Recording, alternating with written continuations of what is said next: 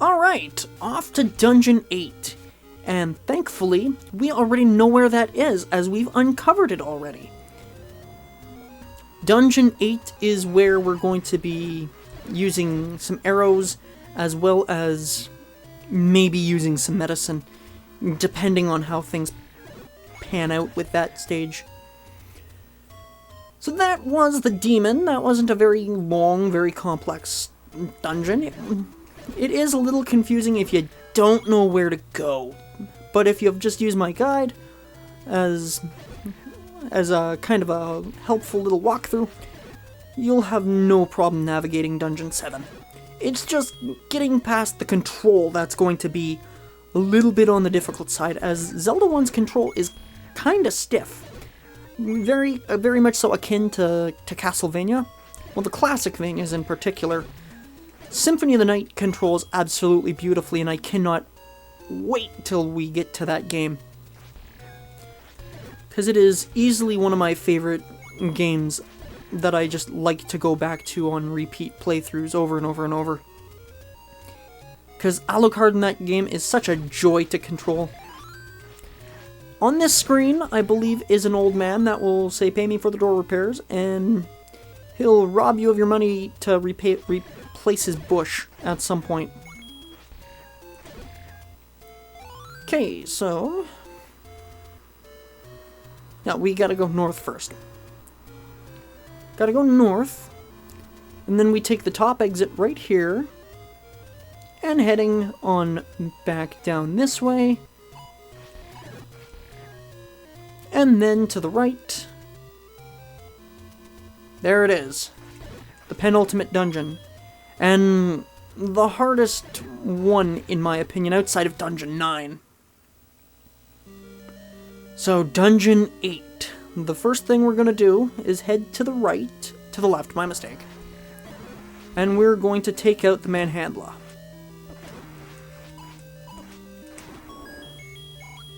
Because we're going to be needing the money all over the place for this dungeon. Oh, well, if this isn't a stir-fry of enemies. We got red, blue, dark nuts, bubbles that won't stop hitting me. We got the Gibdos. This is just a stir-fry dungeon that really kind of sucks. And there's a lot of rooms like this that are just filled with high damage output enemies and just bubbles. Gibdos look a little different than what you're used to if you played Tears of the Kingdom as well, as the Gibdos in that game look more like re-deads than they do actual mummy creatures. So what we just picked up is the magic book, which when our magic dissipates, it turns into a fireball. So that's something. So now our candle is basically pointless. There was no reason to pick it up, except for lighting dark rooms in prior dungeons, which I guess that isn't really much of a downfall. So another Manhandla. We can kill this one if we want some excess material.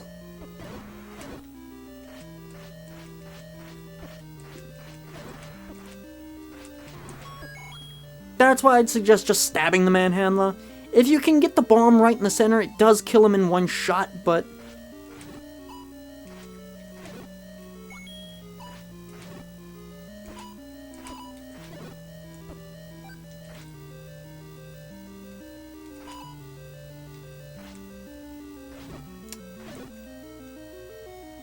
sorry if I'm a bit silent here, I kind of need concentration in this room.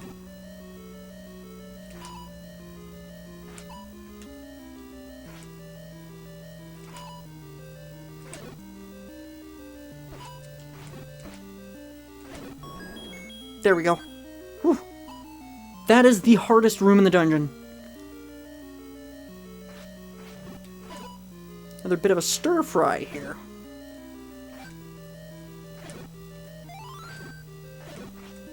You can use the bombs if you want. I Wouldn't suggest it.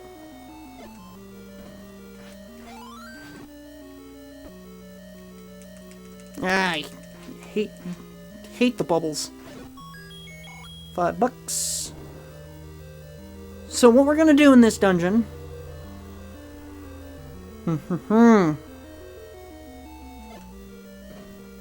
is we're just gonna head straight north.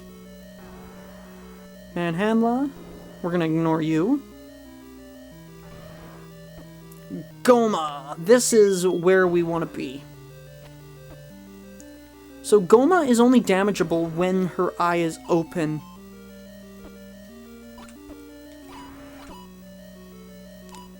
Her fireball is unblockable, so try not to get hit by it.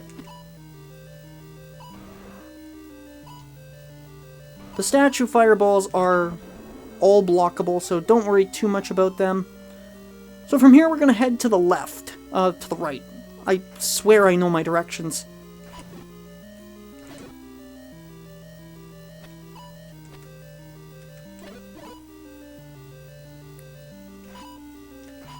Okay, it's just this blue jerk that I need to take care of. Okay, so I'm actually gonna grab that.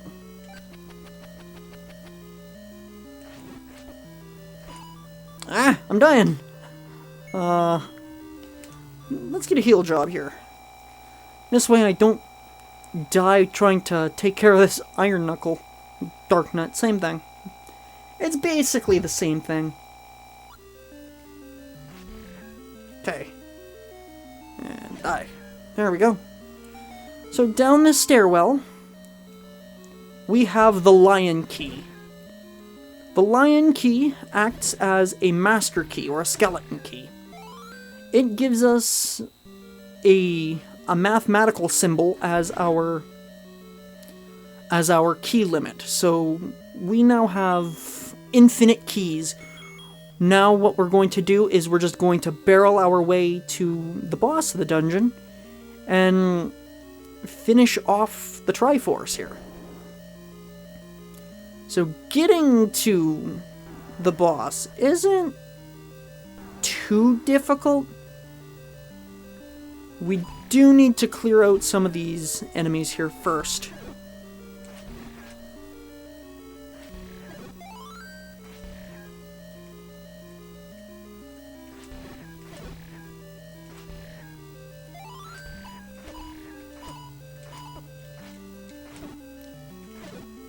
Just walking into me and I'm just getting absolutely decimated. Ugh. There's a reason Dark Nuts are one of the worst enemies in the game. Them and then the Wizrobes as the worst. Another huge stir-fry of enemies. I'm just gonna tank my way through. Because I can do that in this game. Alright, we're gonna head immediately up these stairs. And then we can deal with these Pole's Voice. Yeah, for some odd reason, the arrows completely ignore the Pole's Voice defense. So bombing to the north will take us to the boss of the dungeon. Another Gleeok. And this one has 4 heads, meaning this Gleeok has 20 HP. But with the amount of hearts we have and our blue ring and the magical sword, we can easily tank his damage.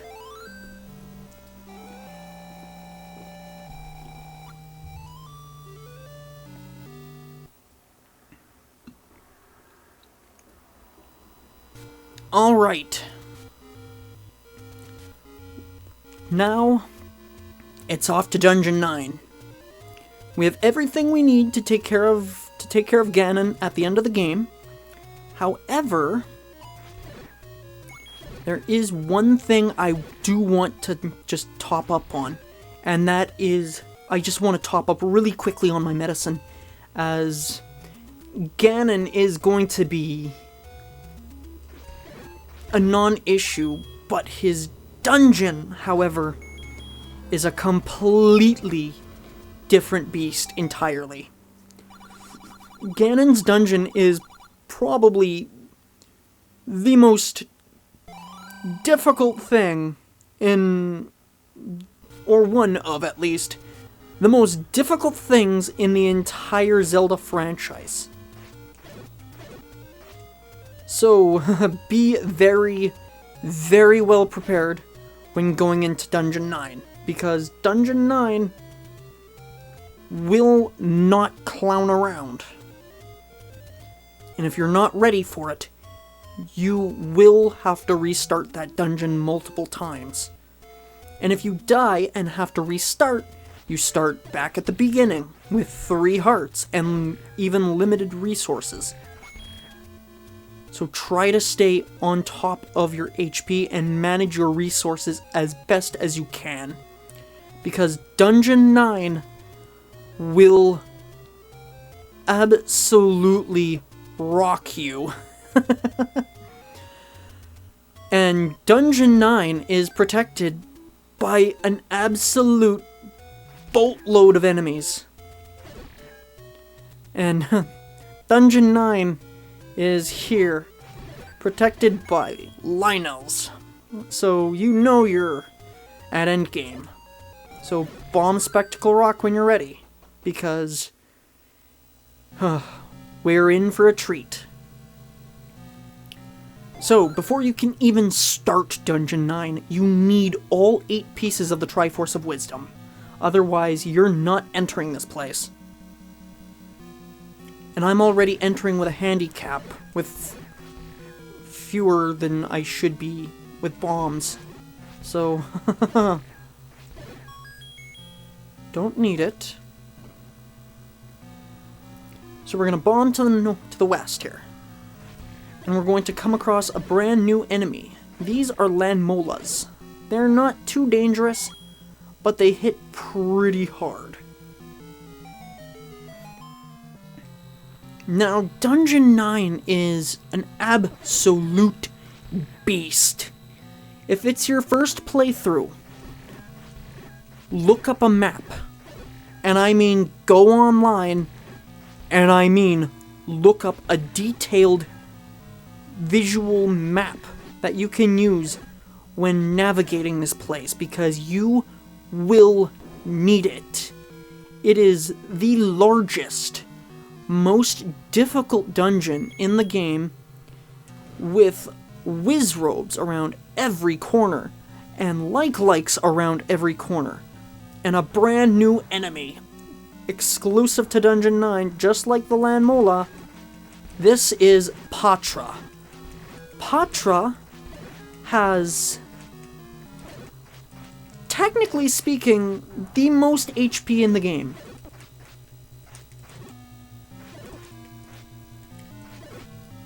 The Patra, now that I've taken care of his little doohickeys around him, the Patra's HP, if you include all the little swarms around him,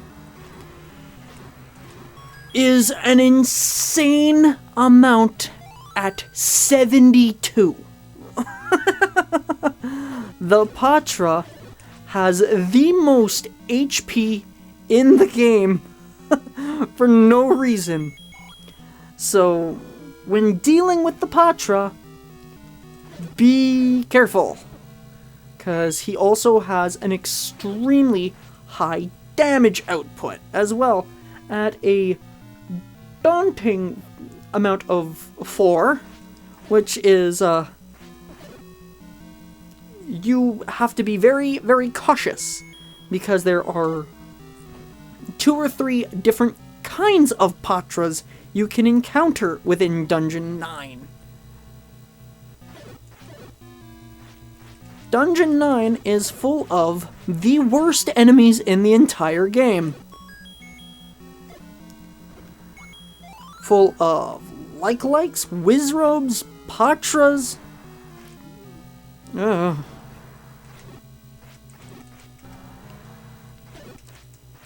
And the reason we have to deal with so many Patras is because there are like 5 of them in between us and Ganon, as well as all of our upgrades that we're looking for. And oh, look at the size of this place. I am looking for one particular item, and I'm making a beeline directly for it. And I don't want to get caught by any of the likes when going for this thing. Like, back.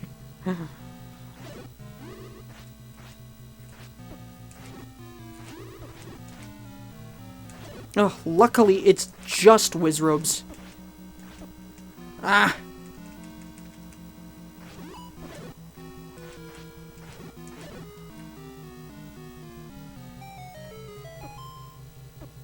Don't care, bubbles don't do damage. There it is. The final extension to our defense. That is the red ring. Ugh. I want to try to get to at least reach the silver arrows before I need to use my medicine.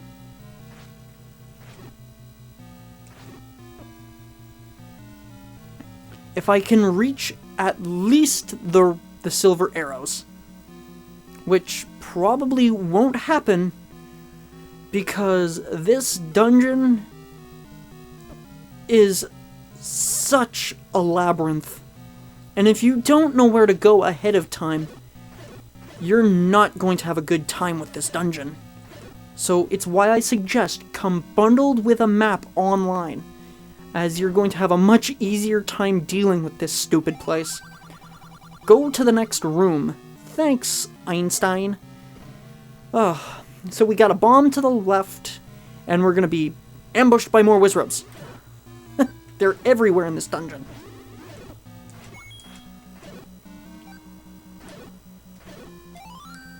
So if they can drop a stopwatch, I highly suggest getting it, because the stopwatch is your best friend in this dungeon. The stopwatch and the fairies, just to prolong your stay before needing to restart or use your medicine. I believe it's north from here. No, it's not. It is west. But thankfully we have a whole bunch of keys, so we don't have to worry about needing to run out. And I don't know if you come into this dungeon with a lack of keys, but there's only like something like 5 keys you can pick up. So it's suggested you try to preserve your keys, otherwise, you are not beating this dungeon and you have to go buy more keys or explore the other dungeons to see if you missed anything. Which, if you're buying keys, spoiler alert, you did miss something. And it would be in Dungeon 7. So with the red ring, as you see, we're taking significantly less damage, which is a good thing, because I don't want to die. So we're gonna kill the Patra, because we have to in order to push this block. So we can carry on to find the silver arrows. But if I can get to at least the silver arrows without needing to use my medicine, I'll be so unbelievably happy.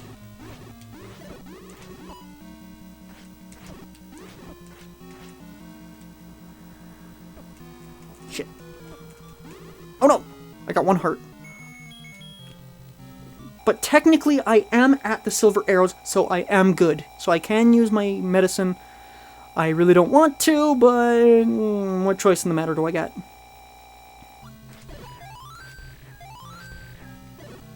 Got him while he was teleporting.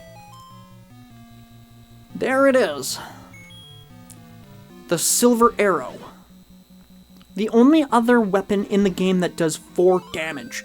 Same with the magical sword, as well as bombs, like I mentioned way earlier on, like in Dungeon 1 or 2 or whatever it was. They are the only 3 items in the entire game that do 4 damage. So the silver arrows are also mandatory. You don't get the silver arrows, you can't win. And they are hidden in part of the deepest crevices of Dungeon 9, so if you don't go out of your way to hunt around Dungeon 9 to find them, you can't beat this game. So try to pick up the silver arrows without missing them, please. In a room full of likes. Ugh. Oh no! Ooh, close. That was very close. I didn't want to lose my magical shield, because if I lost my magical shield, then the trek to Ganon becomes a whole lot harder. So try not to lose that magical shield, because if you do, oh boy, are you gonna not like this place.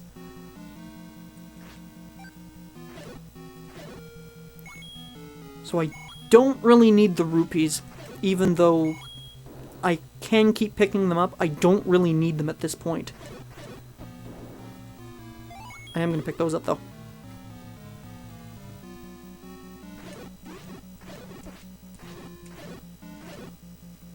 Push this block. Get the spike trap out of the way.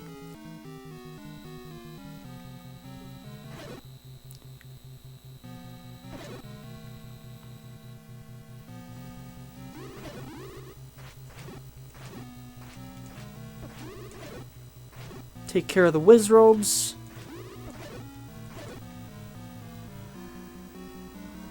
Even though we don't really need to. What we need to do is we need to bomb to the left. So I just wasted time. But because this room is a lot less offensive.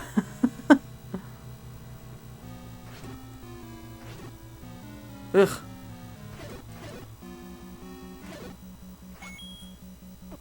I do want this. Down the final set of stairs, and we'll be right outside Ganon's room. Blocked by Apatra. The last one as well. Randomizers love this guy as well, because the last few randomizers I've played in my own downtime, I've had to deal with so many of those in one dungeon before. So, now that we have the Triforce of Wisdom, head to the next room, and it's time for the big cheese. So, we can either do this the normal way of just stabbing around and hope we hit them, or we come into this corner, and we just stab. And stab and stab and stab and stab and stab. And the big cheese teleports into our sword strikes. When he turns orange, pop him with a silver arrow,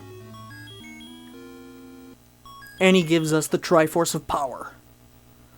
Now, this incarnation of Ganon is special.